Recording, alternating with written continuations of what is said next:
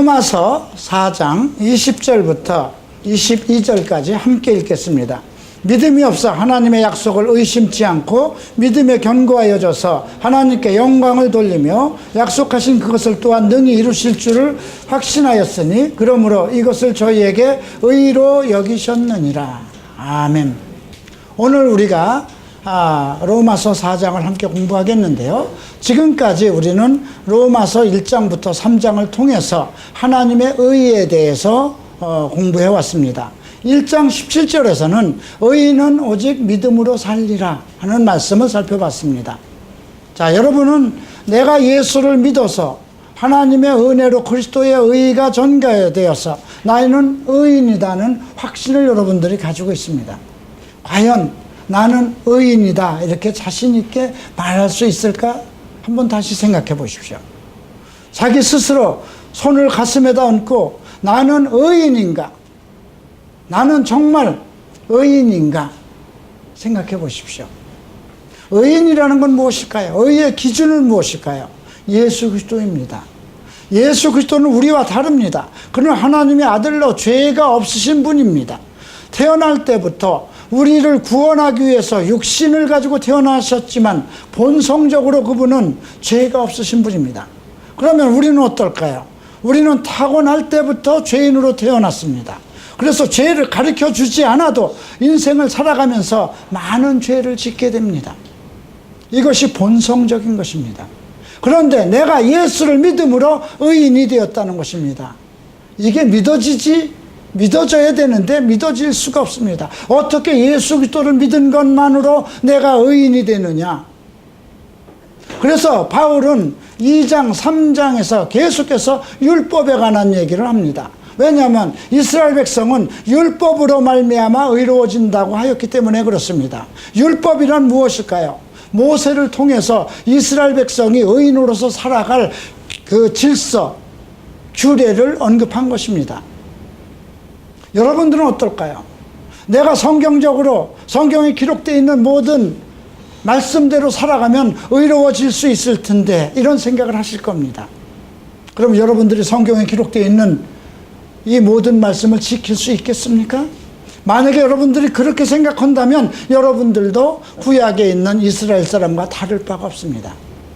내가 좀 더 의인으로서 의롭게 되기 위해서 내가 교회 봉사를 하고 주일 예배 참석하고 성금도 말씀 많이 드리고 목사님에게 기도도 받고 성경도 많이 읽고 새벽 예배도 나가고 이렇게 해서 의로워진다고 생각한다면 여러분들도 구약의 유대인과 다를 바 없습니다. 그러나 성경은 뭐라고 기록했습니까? 3장에서 의인은 없나니 하나도 없다고 기록되어 있습니다. 이 땅에 의인은 없습니다. 율법대로 살면 의인이 될 수 있는데 그 율법을 본성의 죄를 가지고 있는 사람이 지킬 수 없기 때문에 의인으로 살아갈 수가 없다는 것입니다.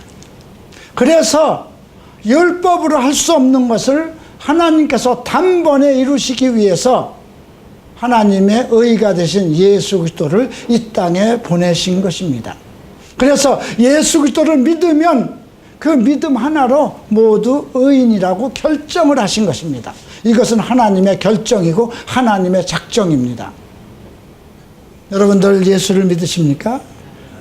믿으시면 여러분들은 의인입니다. 아주 간단합니다.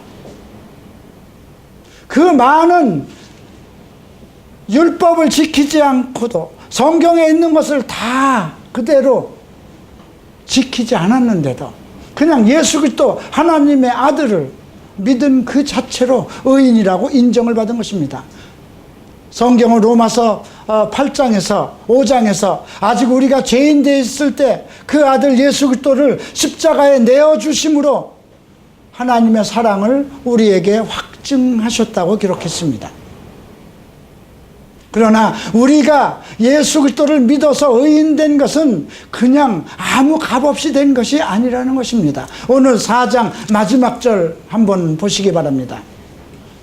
로마서 4장 25절을 함께 읽겠습니다. 우리는 우리 범죄함을, 예수는 우리 범죄함을 위하여 내어줌이 되고 또한 우리를 의롭다 하심을 위하여 살아나셨나. 예수께서 우리의 범죄함을 위해서 십자가에 내어주신 그의 목숨을 버리신 바 되었고, 우리의 또 의로움을 위해서 우리가 온전히 하나님 앞에 의인으로 살아가게 하기 위해서 다시 사셨다는 것입니다. 이 희생과 이러한 하나님의 능력이 우리 안에서 함께 역사함으로 우리가 의인으로 살아갈 수가 있는 것입니다.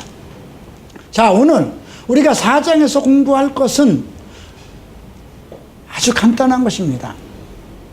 우리가 1장에서도 오직 의인은 믿음으로 살리라, 바울은 이렇게 선언했습니다. 2장에서는 율법을 듣는 자가 의인이 아니요 오직 율법을 행하는 자라야 의롭다 하심을 얻느니라 했습니다. 자, 여러분 율법을 다 지킬 수 있습니까? 없습니다. 그러면 신약에서는 어떻게 될까요?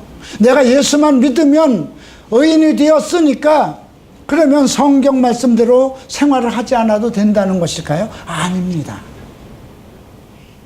여러분들이 야고보에서도 동일한 말씀을 나옵니다. 오직 우리가 듣는 자로, 듣는 걸로서만 되는 것이 아니라 믿음은 실행하는 자로서, 우리가 오직 하나님의 말씀을 듣고 그 말씀을 실행하는 자라야만 우리가 의롭다 하심을 보증받는 것입니다. 자, 이 말은 무엇이냐면요, 내가 내 육신의 아버지의 아들이 되는 것은 무엇일까요? 그냥 그 아들, 그 아버지에게 낳기 때문에 아들입니다. 그죠? 자격이 필요 없어요. 공부를 잘해야만 아들이 된다든가, 착한 일을 해야만 아들이 된다든가, 인물이 잘나야만 된다든가, 전혀 관계가 없어요. 그냥 내가 너를 낳았다, 그걸로 아들이 되는 것입니다. 우리가 예수를 믿어서 의롭게 되는 것도 동일한 것입니다. 내가 예수를 믿음으로 의인이 되었다는 것은 하나님의 결정입니다. 그러면 우리가 성경대로 살지 않아도 그 사람은 의인인가? 의인입니다. 왜? 성경에서 하나님께서 그렇게 정하셨기 때문에. 하나님의 자녀가 되는 권세를 주신 것은 바뀌지 않습니다. 그래서 요한복음 1장 12절에서 우리가 예수 그리스도를 영접함으로 하나님의 아들이 되는 권세를 주었다고 합니다. 그러면 믿음의 목적은 무엇일까요? 믿음의 결국은 무엇일까요? 우리가 구원을 받은 목적, 구원을 받은 목표는 어디일까요? 영원한 생명, 그리스도와 함께 영원한 생명을 누리는 것입니다. 우리는 죄인으로 태어났기 때문에 인생은 다 죽어야 됩니다. 젊어서 죽든 병으로 죽든 사고로 죽든 늙어서 죽든 다 한 번은 죽어야 됩니다. 인생에 한 번 죽는 것은 정한 이치라고 되어 있습니다. 그러나 예수님은 나를 믿는 자는 죽어도 살겠고 살아서 나를 믿는 자는 영원히 죽지 아니라는, 이것이 의인에게 주신 하나님의 결정적인 은혜입니다. 내가 예수 그리스도를 그냥 영접하고 믿음으로 인해서 의인이라고 인정을 받았고 너는 영원히 죽지 아니할 것이라는 보장을 받았습니다. 그런데 흥미로운 것은 성경에 하나님 나라를 상속받지 못할 많은 죄의 목록들을 기록하고 있습니다. 그것이 거의 다 사도 서신에 나옵니다. 고린도전서 6장 9절과 10절에 나오고 에베소서 5장에 나오고 갈라디아서 5장에 나옵니다.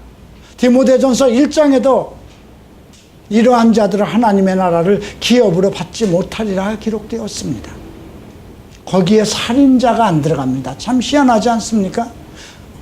그런데 탐욕하는 자, 세욕을 하는 자, 술 취하는 자, 우상숭배하는 자, 간음하는 자, 음행하는 자, 동성애에 빠진 자, 이런 자들은 하나님의 나라를 기업으로 받지 못한다고 되어 있습니다. 그렇다면 왜 예수를 믿을까요? 내가 예수를 믿어서 의인이 되었고 그것은 변하지 않는 하나님의 작정이요 진리임에도 불구하고 내가 하나님의 나라를 상속으로 받지 못한다면, 하나님의 아들이면 당연히 상속을 받아야 될 그 상속자의 명단에서 제외된다는 것은 슬픈 일이고 참 억울한 일이기도 합니다. 그러면 어떻게 해야 될까요? 의인은 의인으로서의 책임이 따른다는 것입니다.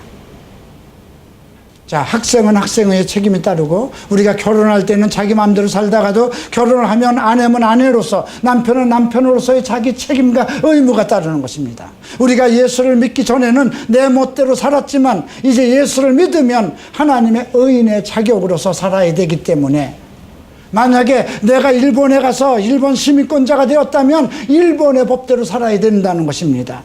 우리는 하나님의 시민권자이기 때문에 하나님의 의인의 자격으로서의 책임과 의무를 해야 된다는 것입니다.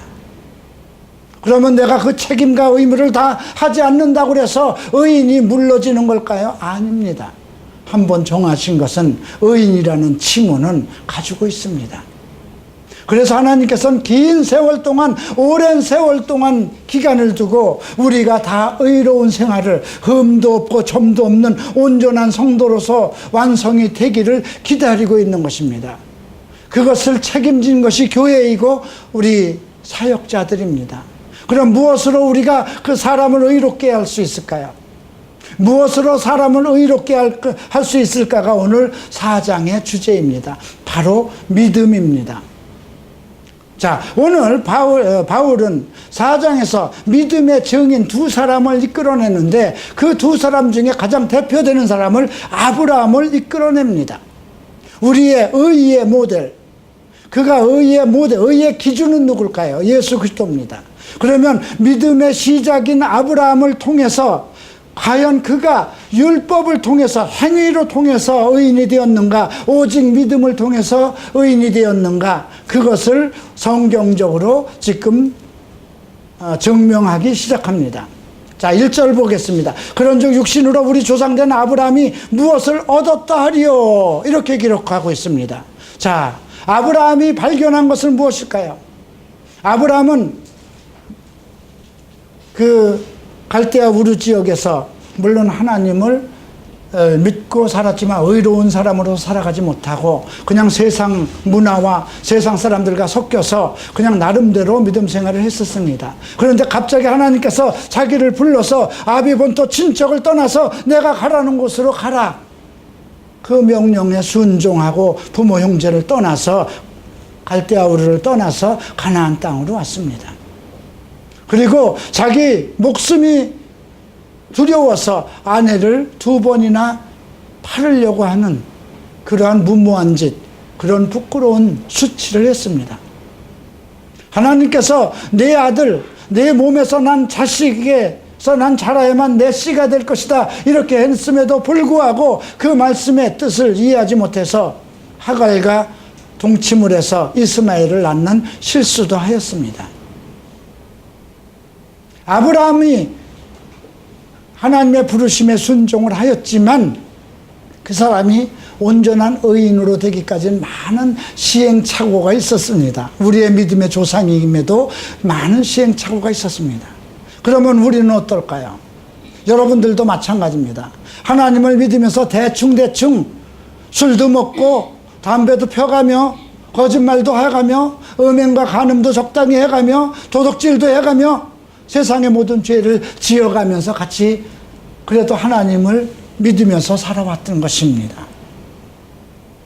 그래서 여러분들이 작은 죄나 큰 죄를 지으면서 양심에 늘 꺼리끼면서도 그래도 나는 하나님의 자녀다, 의인이다, 하나님 나를 용서해 주십시오 하고 기도하는 생활을 해왔던 것입니다. 그러한 죄를 지었다고 해서 여러분들이 다시 죄인으로 나가는 거냐? 아닙니다. 우리는 여전히 의인입니다. 우리를 위해서 예수 그리스도께서 생명을 희생제물이 되셨기 때문에 그거는 물를 수가 없는 것입니다. 그러면 아브라함은 어떻게 해서 그러한 많은 시행착오를 겪으면서도 어떻게 온전한 믿음에 이르렀을까요? 그가 모든 율법을 다 지켰을까요? 아닙니다. 그가 아브라함이 하나님을 믿음에, 아브라함이 하나님을 믿음에, 율법은 언제 주셨을까요?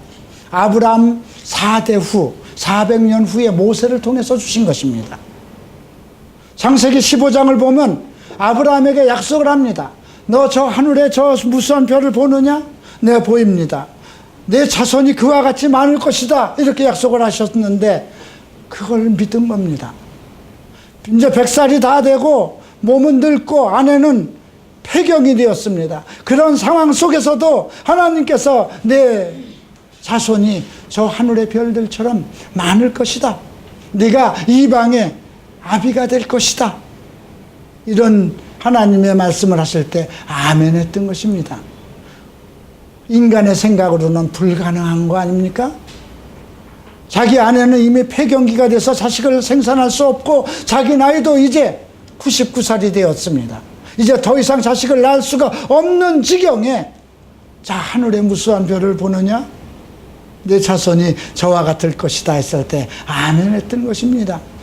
그 아브라함의 믿음을 보고 하나님이 의인이라고 정했던 것입니다. 그러니까 아브라함이 의인이 된 것은 율법의 행함이 아니고 오직 하나님을 믿기 때문에 그랬습니다. 두 번째로 이 바울은 다윗을 증거로 이끌어내고 있습니다. 7절을 보죠. 불법을 사하심을 받고 그 죄를 가르우심을 받은 자는 복이 있고 주께서 그 죄를 인정치 아니할 사람은 복이 있도다 함과 같으니라. 이것은 시편 32편에 나온 것입니다. 다윗이 밧세바와 간음을 하고 우리의 남편 우리아를 죽이고 그런 정말 감당할 수 없는 죄, 하나님께서 다윗을 향해서 뭐라고 말씀하셨나요? 나와 마음을 합한 자라고 그랬습니다. 늘 성령에 충만해서 늘 찬송시를 우리가 시편을 전부 다 다윗이 쓴 것입니다. 그 정도로 늘 하나님을 찬송하고 하나님의 말씀을 지키며 자기를 핍박하는 사울도 그가 하나님께서 기름을 부었기 때문에 자기를 죽이려고 해도 죽일 기회가 2번 있었어도 하나님의 기름 부은 자를 죽여서는 안 된다는 원칙을 가지고 있었습니다. 그의 육신에도 늘 죄성이 들끓고 있었지만 그는 하나님을 향한 열정적인 믿음을 가지고 있었습니다. 그런데 어느 날 밧세바의 어떤 미색을 보고 결국 간음을 행했던 것입니다. 그런데 하나님께서 그 불법을 사하심을 받고 그 죄를 가르우심을 받은 자는 행복하다 그랬습니다. 이 말씀 6절을 보면 이런 말씀이 있죠. 일한 것이 없이 하나님의 의로 여기심을 받은 사람의 행복에 대하여 다윗의 말한 바 이렇게 기록되어 있습니다. 자, 일을 열심히 해서 받는 것은 은혜가 아닙니다. 대가죠. 월급이지 않습니까? 내가 한 것에 대한 것. 그런데 내가 한 것은 아무것도 없는데도 나를 죄인이 아니다. 나는 죄인인데 이 죄값을 위해서 내가 한 건 아무것도 없어요. 여러분들이 여러분들의 죄를 위해서 행한 것이 뭐가 있습니까? 아무것도 없어요. 그런데 그 불법의 사하심을 받고 그 죄의 가리우심을 받은 자는 복이 있다는 것입니다. 그래서 6절에서 얘기하는 것은 하나님께 의로 여기심을 받은 사람의 행복에 대해서는 다윗이 말한 바 이 시편 32절을 인용한 것입니다. 즉 의인의 행복을 얘기한 것입니다. 그래서 오늘 우리가 설교 주보에 의인의 행복이라고 나왔습니다. 그런데 칼럼에는 제가 죄인의 행복이라고 나왔습니다. 우리는 의인과 죄인 이 두 가지 속성을 다 가지고 있는 사람입니다. 태어날 때부터 죄인으로 태어났고 예수를 믿음으로 의인이 된 사람입니다. 그래서 의인의 행복이 있는가 하면 죄인의 행복이 있는 것입니다. 죄인으로서는 하나님 앞에 복된 것이 없습니다. 그러나 죄가 가리움을 받으면 어떻게 될까요? 그는 복된 자입니다. 그것이 의인의 복이기도 하고 죄인의 복이기도 합니다. 무엇으로 여러분들의 죄를 가릴 수 있을까요? 가릴 수가 없습니다. 구약에선 짐승의 피로 해결하려고 했지만 해결되지 않아서 매년 1년에 한 번 제사장이 피를 가지고 지성소에 들어가서 제사를 지냈던 것입니다. 그러나 예수는 거룩하신 죄 없으신 분이 하나님의 아들이 단번에 십자가에 자기 몸을 드림으로 인해서 모든 사람들을 죄에서 구원하셨던 것입니다. 그것을 우리는 구속이라고 합니다. 우리가 아직 죄인 됐을 때 하나님께서 그 아들 예수 그리스도를 십자가에 내어주심으로 그의 사랑을 확증하였다고 그랬습니다. 그래서 주께서 그 죄를 인정치 아니할 사람은 복이 있다. 내가 죄인임에도 불구하고 너는 죄가 아니야, 너는 죄 아니야, 의인이야, 그 사람이 복이라는 것입니다. 나는 죄인으로 죽을 수밖에 없습니다. 나는 이 땅에서만이 아니라 나중에 심판받을 때 영원한 지옥으로 들어갈 수밖에 없는 그러한 인간임에도 불구하고 내가 예수 그리스도를 딱 믿은 것 하나로 죄 없다 하심을 받았다. 이게 복이라는 것입니다. 많은 사람들이 물질의 복, 세상에서의 누리는 복을 받기 위해서 교회에 물질을 드리고 많은 것을 드리려고 하는데 그거는 허황된 거짓말입니다. 우리의 복에 대해서 지금 6절에서 하나님께 의로 여기심을 받는 사람의 행복에 대해서 얘기를 하는 것입니다. 죄가 아직 내가 의인이라는 호칭을 받았음에도 불구하고 아직도 죄를 짓고 있는데 그 죄를 가리워줬다는 겁니다. 이거 우리의 얘기거든요. 예, 내가 예수를 믿은 것 그 하나로 인해서 죄 없다 하심을 받은 거예요. 그 사람이 행복한 사람이라는 거죠. 저는 이 말씀을 보면서 나의 무수한 죄들을 생각해 봅니다. 그러면 지금은 더 나은가? 과거에는 어떻게 하면 이 죄를 짓지 않을까?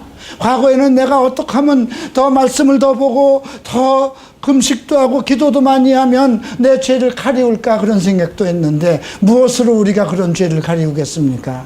본성적으로 가지고 있는 내 본성적으로 열정적으로 죄에 사모하는 것이 나타나서 먹을 것을 보면 먹고 싶고 입을 것을 보면 입고 돈을 보면 빼앗고 싶고 욕정과 간음의 생각과 살인의 생각과 술 취함의 생각들이 들끓고 있는데 어떻게 우리가 이것을 이 죄에서 벗어날 수 있을까요? 그런데 단번에 예수께서 십자가에 이것을 대신 처리하신 후에 나를 의롭다 하셨다는 것입니다.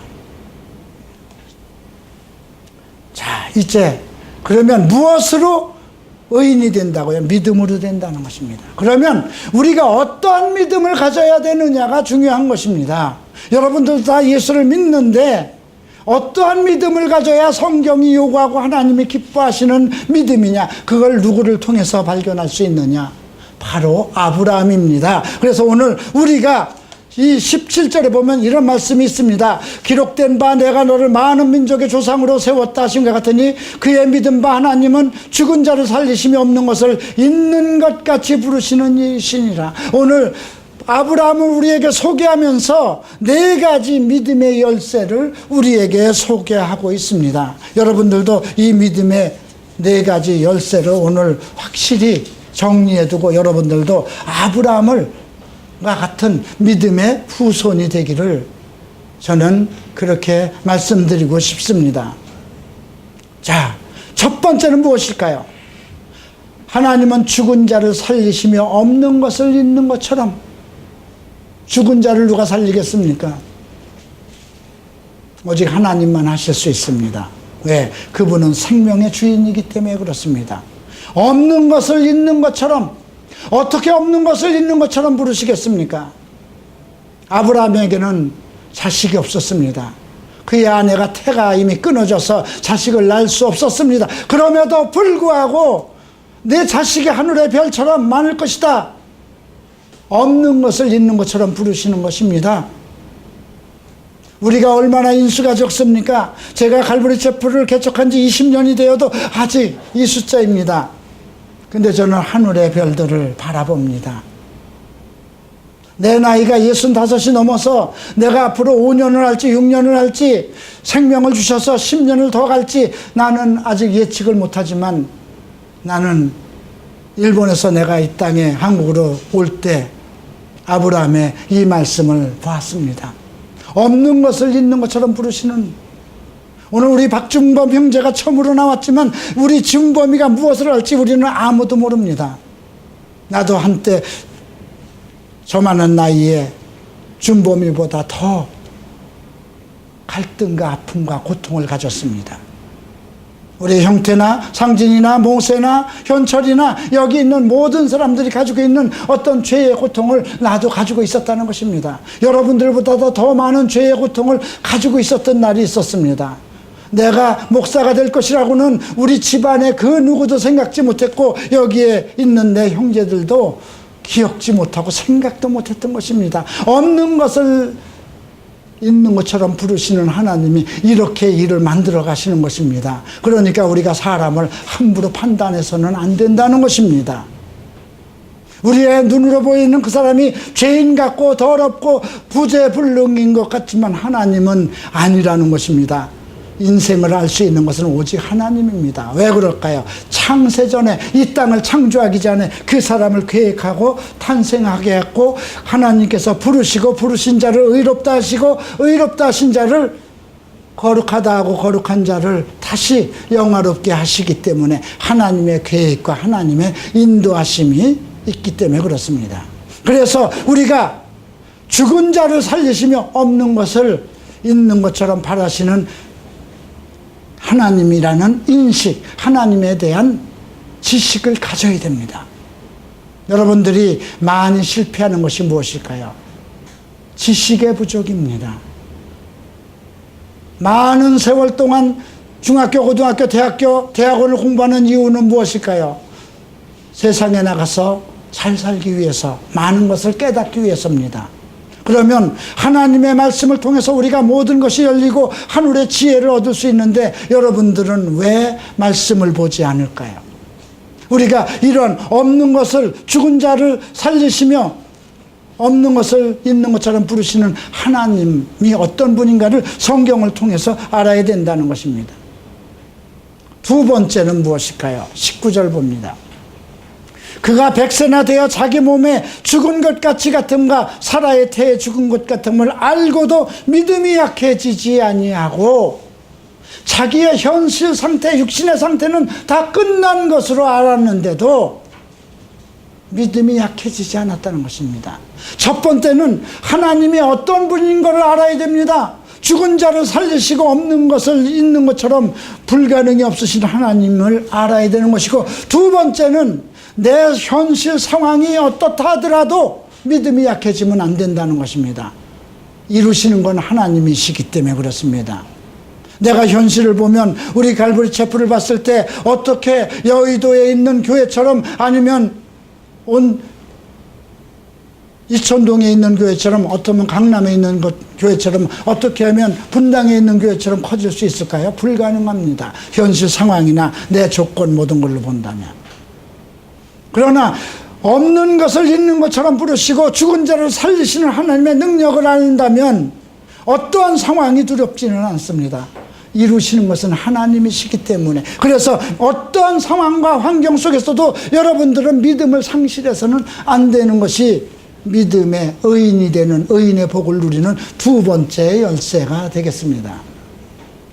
그러면 세 번째 열쇠는 무엇일까요? 20절을 함께 읽겠습니다. 믿음이 없어 하나님의 약속을 의심치 않고 믿음이 견고하여져서 하나님께 영광을 돌리며.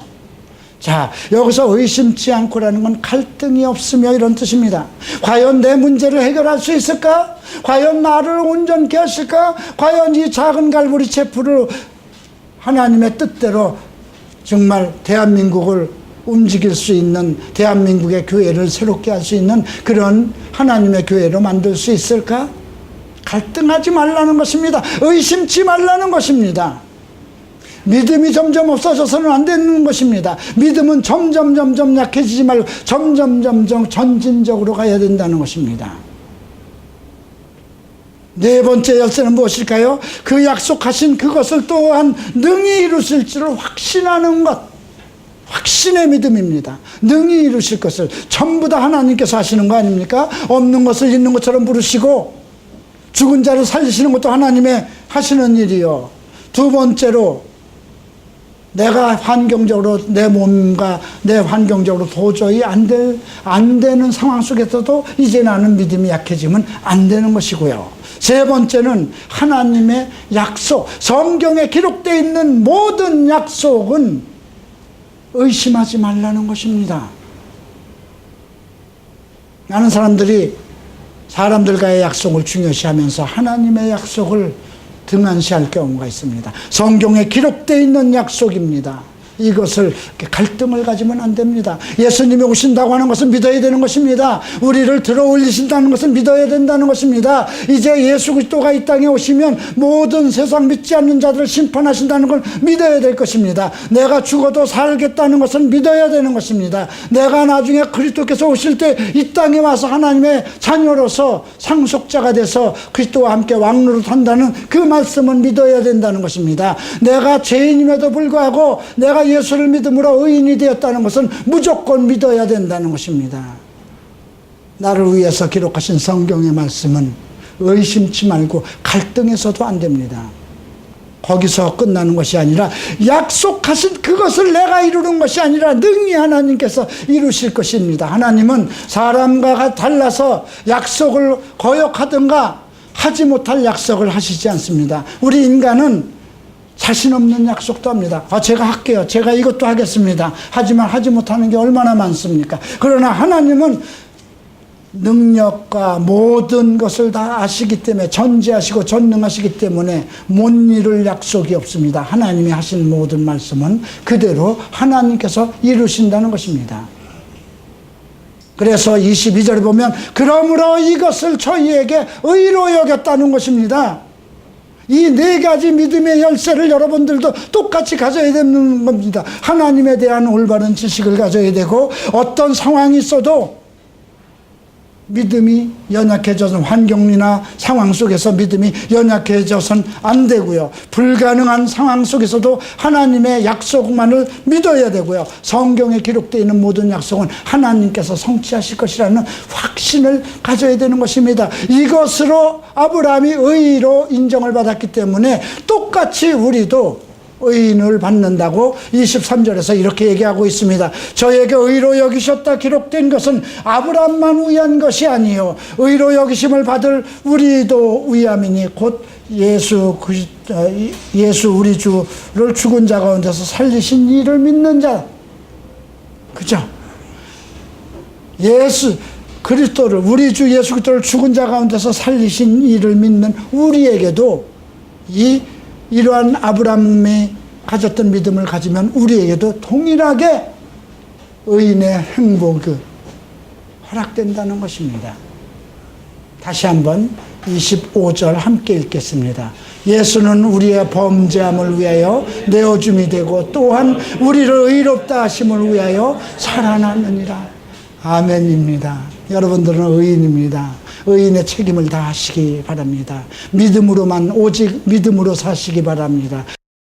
하나님을 믿는 그 믿음 불가능은 없습니다. 성경에 기록되어 있는 모든 약속의 말씀이 그대로 성취될 것을 믿어야 되는데 가장 중요한 것은 하나님에 대해서 아셔야 된다는 것입니다. 하나님을 아는 지혜, 하나님을 아는 지식, 이게 여러분들을 더욱 굳건한 믿음으로 인도하실 것을 확신합니다. 기도하겠습니다. 일어나시기 바랍니다.